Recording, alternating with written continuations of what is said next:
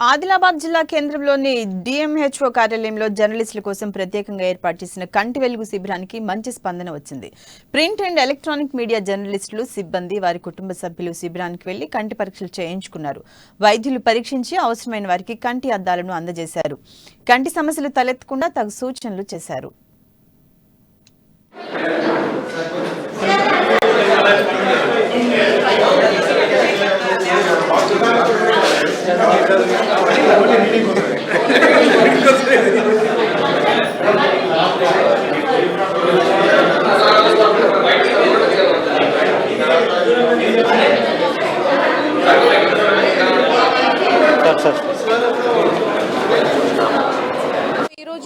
DMHO office ప్రెమిసెస్లో media persons and electronic and print media అందరి కోసం ఒక స్పెషల్ క్యాంప్ ఏర్పాటు చేయడం జరిగింది. ఆల్రెడీ 19 నుంచి ఆదిలాబాద్ జిల్లాలో 33 టీమ్స్తో మన కంటి వెలుగు క్యాంప్స్ స్టార్ట్ చేశాము. రూరల్ అండ్ అర్బన్ టీమ్స్ రెండు కూడా పనిచేస్తున్నాయి. సో మన దగ్గర 2 బఫర్ టీమ్స్ ఉండే.